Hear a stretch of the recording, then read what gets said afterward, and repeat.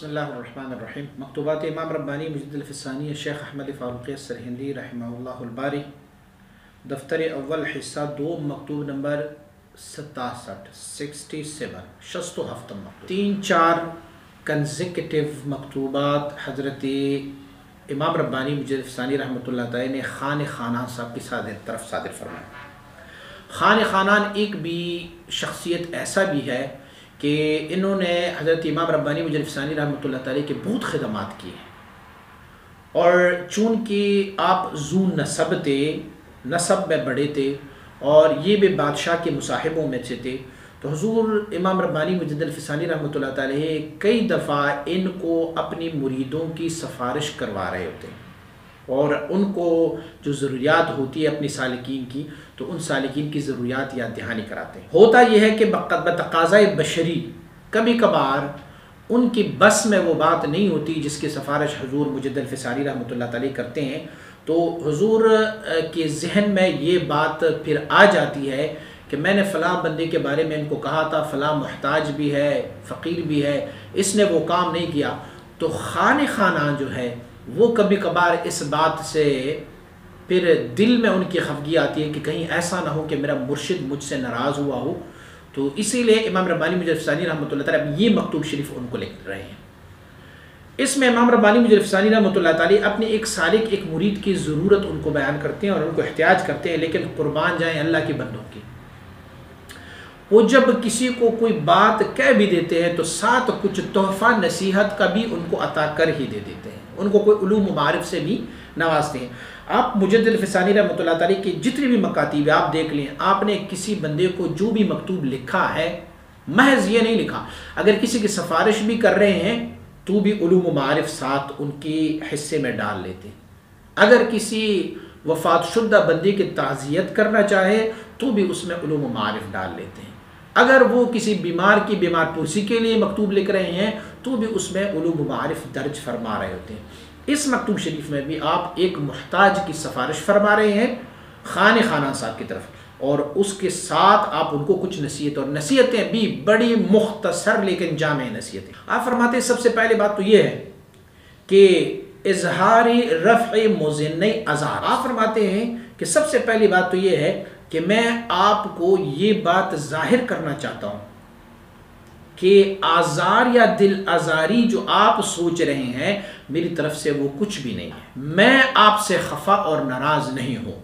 हो सकता है इमाम रब्बानी मुजद्दिद फ़िसानी रहमतुल्लाह तआला ने किसी बंदे की सिफारिश की होगी और वो खान खानान की बस के मुताबिक नहीं थी, उनकी वसअ की मुताबिक नहीं थी, तो उन्होंने वो काम नहीं किया और फिर वो दिल ही दिल में डर रहे थे कि कहीं ऐसा ना हो कि मेरा मुर्शिद मुझसे नाराज़ हो। तो आप फरमाते हैं सबसे पहले मैं आपको ये बात जाहिर करना चाहता हूँ कि मेरे दिल में तुम्हारे लिए कोई आज़ार नहीं है, मैं तुमसे कुछ नाराज़ नहीं हूँ, बल्कि हुसूली मुवद्दत व इखलास,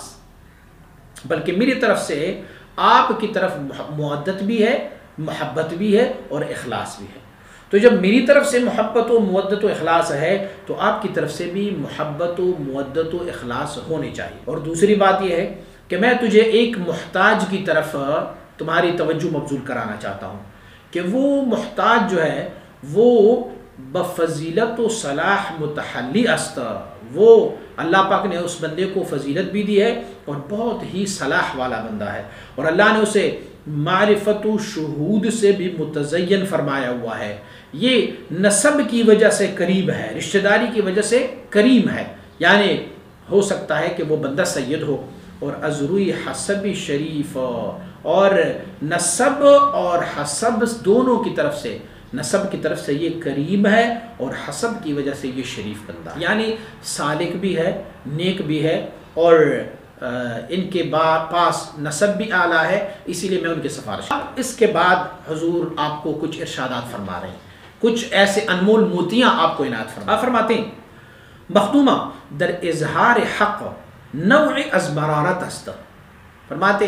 हक़ बोलने में कुछ हक़ सुनने वालों को तलखियाँ महसूस होती हैं, ये कुछ तलखियाँ उनको महसूस होती है। ये ऐसे हैं कि जैसे अगरचे बहस्ब शिद्दत व दुअफ़ मुतफ़ावित बाशद, होता ये है कि कभी कभार वो बोलने में भी उनकी शिद्दत होती है, कभी بولنے میں تھوڑا آسانی کر لیتے ہیں، لیکن ہوتا یہ ہے کہ اگر آپ کسی کو حق دکھائیں گے نا تو بہت کم لوگ ہیں جو حق سننے سے خوش ہوتے ہیں، اس میں سے تھوڑی سی مرارت اور تلخی جو ہے وہ محسوس کر لیتے ہیں، یار کسی کو منع کیا آپ نے کہ یار یہ فعل نہ کیا کرو، اس میں سے اس کو کچھ مرارت کچھ تلخیاں محسوس ہوتی رہتی ہیں۔ آپ فرماتے ہیں بہت ہی سعادت مند بندہ وہ ہے کہ جب اس مرارت کو، اس تلخی کو وہ بشکل شہد پائیں، وہ کہے یہ مرارت نہیں ہے، تلخی نہیں ہے، یہ تو میرے لیے شہد ہے، وَهَلْ مِن مزید گوید، اور وہ یہ کہے کہ اور بھی مجھے نصیحت فرماؤ، اور بھی مجھے حق بتاتے رہو۔ وہ لوگ اچھے نہیں ہیں کہ جو حق جن کو تلخ لگ رہا ہو، وہ لوگ اچھے ہیں جو اس حق کی تلخی کو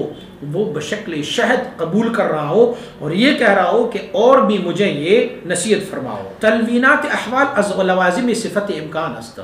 تلوینات کی معنی ہے لون، لون کی معنی ہے رنگ لینا، یعنی جو انسان پر مختلف قسم کی رنگ آتے رہتے ہیں، کبھی غصہ ہے، کبھی جلال ہے، کبھی جمال ہے، کبھی قبض ہے، کبھی بسط ہے، یہ سب کچھ انسان پر آتے رہتے ہیں، مومن مسلمان پر آتے رہتے ہیں۔ فرماتے یہ جو آنے والے جو رنگ ہے نا مختلف، فرماتے یہ ممکن کے لیے صفت ہی ہے، امکانات کا ایک صفت ہے۔ ہم انسان ہیں تو انسان ممکنات میں سے ہیں، اور ممکنات پر جو ہے وہ تبدیلی احوال آتے رہتے ہیں، بیل بوٹیاں درخت ان پر بھی تبدیلی احوال آتے ہیں، دن رات کی بھی تبدیلی ہوتی ہے۔ اسی طرح انسان مومن جو ہے ان کے احوال بھی مختلف ہوتے ہیں۔ آپ فرماتے ہیں کہ وہ لوگ جو تلوینات سے گزر کے تمکین تک جاتے ہیں نا، اسے بھی تلوینات کبھی کبھار آتے ہیں۔ سلوک و تصوف کی دو مراتب ہیں، ایک کو کہتے ہیں تلوینات اور ایک ہے تمکینات۔ تلوینات مختلف رنگوں میں رنگا جانا، جیسے آپ یہ سمجھ لیے کہ لطیفہ قلب کے الگ رنگ ہے، لطیفہ روح کی فیوزات کا الگ رنگ ہے، لطیفہ سر کی فیوزات کا الگ رنگ ہے، پھر خفی، یخفا، نفسی، قالبی، ہر ایک لطائف کے رنگوں کا الگ الگ رنگ ہے۔ پھر اللہ رب العزت کے اسماء و صفات ہے، پہلے ظلال ہوتے ہیں، پھر اسماء و صفات ہوتے ہیں، پھر ان کے اصول ہوتے ہیں، پھر اعتبارات ہے، پھر شیونات ہے۔ تو یہ تلوینات ہیں۔ ایک بندہ یہ ولایت صغریٰ سے ولایت کبریٰ اور پھر ملاء الاعلیٰ اور پھر کمالات نبوت اور کمالات رسالت اور حقائق اشیاء اور پھر یہ ساری مراتب جب وہ طے کرتے ہیں تو مختلف مرتبوں پر ان کو مختلف رنگ مل جاتے ہیں، اسے کہتے ہیں تلوینات۔ اور جو اللہ رب العزت کی وصل و قرب کی جب مراتب طے کرتے ہیں، اگرچہ ان کے لیے انتہا تو کوئی نہیں ہے، لیکن ایک مکان ایسا آتا ہے جو سلوک کی تصوف کے لیے اسے انتہا سمجھا جاتا ہے، اگرچہ انتہا تو نہیں ہوتا لیکن اسے انتہا سمجھا جا رہا ہوتا ہے۔ تو اس مقام پر جب بندہ پہنچ جاتا ہے تو اس کو کہتے ہیں تمکین۔ تمکین کے معنی ایک مکان لینا، وہاں پر رچ بس جانا، اسے تمکین کہتے ہیں۔ تو حضور امام ربانی مجدد ثانی رحمۃ اللہ تعالی فرماتے ہیں جو لوگ تمکینات میں بھی، تمکین میں بھی پہنچے ہوئے ہیں نا، اسے بھی کبھی کبھار تلوینات ہو ہی جاتے ہیں، وہ بھی مختلف رنگوں میں رنگا جاتا ہے۔ حضور سید عالم صلی اللہ علیہ وآلہ وسلم مبارک اللہ رب العزت کے وہ محبوب بندہ ہے جو اللہ کریم کی اس مقامات قرب کو تمام تر طے فرما چکے ہیں، اور حتیٰ کہ اللہ رب العزت کی ذات کے دیدار سے بھی مشرف ہوئے ہیں۔ پھر بھی رب کائنات انہیں فرماتے ہیں کہ وَقُلْ رَبِّ زِدْنِی عِلْمًا، میرے محبوب یہ فرما دیجیے کہ رب میرے علم میں اور بھی اضافہ فرما دے۔ یہ اللہ رب العزت کی وصل و قرب کے مراتب، ان علوم میں پروردگار عالم اور بھی اضافہ فرمائے۔ تو ان کے باوجود بھی تمکینات میں رہنے والے لوگوں کو بھی کبھی کبھار تلوینات ہو ہی جاتے ہیں۔ فرماتے ہیں چونکہ انسان بیچارہ ممکن ہے، ممکنات میں سے ہے، دائرہ امکان میں یہ موجود ہے، تو فرماتے ہیں یہ بیچارہ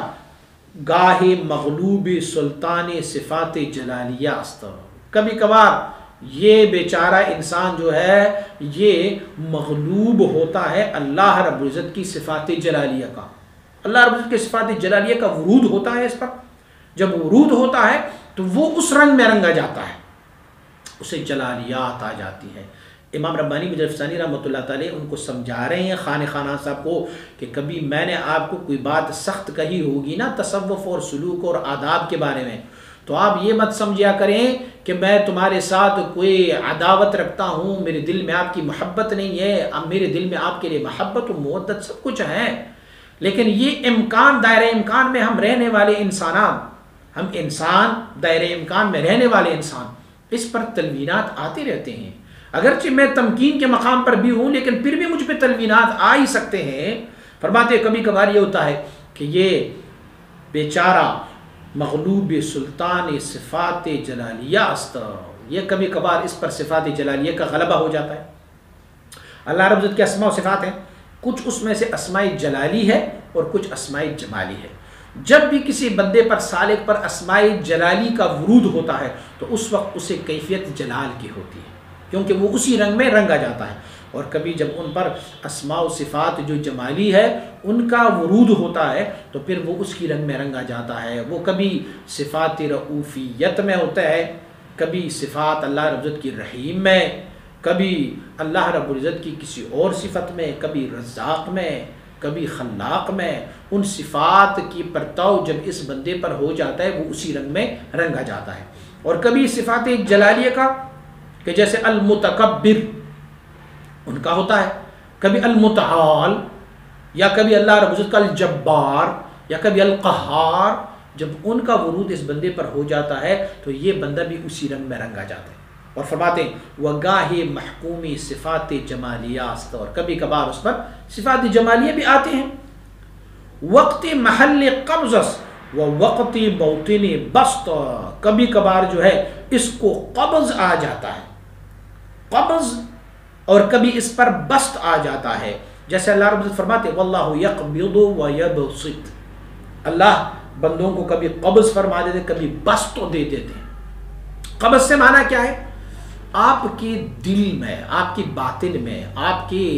جو سلوک و تصوف کی جو مراتب ہے اس میں بندہ یوں محسوس کرتا ہے جیسے وہ بالکل خالی ہو گیا اور تنگ سا آ جاتا ہے، بالکل تنگی اس کو شامل حال ہو جاتی ہے۔ اس کو کہتے ہیں قبض، اور بسط اس کو کہتے ہیں کہ وہ بالکل جاری ہوتا ہے، ان کا لطائف، ان کی باطن، ان کا ذکر و اذکار وہ بالکل بڑی مستی میں ہوتا ہے، اس کو کہتے ہیں بسط۔ بسط کے معنی باسط ایدی، یعنی اس کے ہاتھ کھلے ہوتے ہیں، تو ان کا باطن بھی ایسے کھلا ہوتا ہے۔ اس وقت ان کا حکم الگ ہوتا ہے۔ دیکھو جلال کا حکم الگ ہوتا ہے جب صفات جلالیہ کا حکم ورود ہوتا ہے، جمال کا حکم الگ ہوتا ہے جب اس پر صفات جمالیہ کا ورود ہوتا ہے، قبض کی احکام الگ ہوتے ہیں جب وہ حالت قبض میں ہوتے ہیں، اور بسط کی احکام الگ ہوتے ہیں۔ آپ مبارک فرماتے ہیں وہ ہر موسم را احکام جداست، ہر ایک موسم کا اپنے اپنے احکام ہیں، ان کا حکم الگ الگ ہے۔ کبھی بندہ ایسے بسط میں ہوتا ہے، وہ مرشد کی بسط کا عالم یہ ہوتا ہے کہ وہ اپنی مریدوں کو تقسیم کرواتا رہتا ہے، بس دے دیتا ہے، فیض میں وہ مستی میں ہوتا ہے۔ کبھی جو ہے وہ قبض کی حالت میں ہوتا ہے، وہ خود بھی خاموش بیٹھا رہتا ہے، اس کو باطن میں، اپنی باطن میں بڑی تنگی محسوس کر رہا ہوتا ہے۔ کبھی اسے صفات جلالیہ کا ورود ہوتا ہے، وہ جلال میں آ جاتے ہیں، کبھی ان کو صفات جمالیہ کا ورود ہوتا ہے، وہ بڑے جمال میں ہوتا ہے۔ دی روز آن بود امروز این است، کل وہ بندہ اس حال میں تھا اور آج وہ اس حال میں ہے، کل وہ جلال میں تھا آج جمال میں ہے، کل جمال میں تھا آج جلال میں ہے، کل وہ قبض میں تھا آج وہ بسط میں ہے، کل وہ بسط میں تھا آج وہ قلب میں، آج وہ قبض میں ہے۔ قلب المؤمن بین اصبعین من اصابع الرحمن، سبحان اللہ۔ روایت کی ہے ترمذی نے بھی، مسلم نے بھی، ابن ماجہ اور مشکات شریف نے بھی۔ اللہ رب العزت نے فرمایا ہے، حضور سید عالم صلی اللہ علیہ وسلم فرماتے ہیں کہ انسان کا قلب جو ہے کہ ان قلوب بنی آدم کلها بین اصبعین من اصابع الرحمن کقلب واحد یصرفه کیف یشاء، یہ انسانوں کا، مومن کا قلب جو ہے نا وہ بلا کیف، میں اشارے سے نہیں سمجھا سکتا، بلا کیف اللہ رب العزت کی 2 انگلیوں کے درمیان میں ہے۔ رب تعالی جس طرح چاہتے ہیں ان کے قلب کو پھلٹ رہا ہوتا ہے۔ اب کوئی یہ سوال پوچھ سکتا ہے کہ بھئی اگر اللہ رب العزت ہمارے قلب کو کفر کی طرف پھیر دے تو اس حدیث شریف کا مراد یہ نہیں ہے کہ اللہ رب العزت کسی کے قلب کو کفر کی طرف پھیر رہا ہوتا ہے۔ اللہ رب العزت جو ہے مومن مسلمان کے لیے یا پوری کائنات کے لیے 2 رستے اللہ رب العزت نے ان کے اختیار میں دیا ہوا ہے۔ اللہ فرماتے فمن شاء فلیؤمن ومن شاء فلیکفر، جس کی مرضی وہ مومن ہو جائے، جس کی مرضی وہ کافر ہو جائے۔ معنی یہ ہے کہ اس حدیث شریف کی معنی یہ ہے کہ اللہ رب العزت کی بلا کیف 2 انگلیوں کے درمیان دل ہے قلب مومن، کبھی اس پر بسط ہوتا ہے، کبھی اس پر قبض ہوتا ہے، کبھی جلال کبھی جمال، یہ ان کے اپنے اختیار میں نہیں ہے۔ جب صفات جلالیہ کا ورود ہوتا ہے تو یہ جلال میں آ جاتا ہے، صفات جمالیہ کا ورود ہوتا ہے تو یہ جمال میں آ جاتا ہے، اور اسی طرح جب قبض اور بسط یہ دونوں اللہ رب العزت کی طرف سے اس بندے کی شامل حال ہوتا ہے۔ تو امام ربانی مجدد الفسانی شیخ احمد فاروق سرہندی رحمہ اللہ الباری خان خانان صاحب کی طرف یہ مکتوب شریف اسی لیے صادر فرما رہے ہیں کہ میں نے آپ کو ایک مکتوب شریف میں نصیحت کی تھی،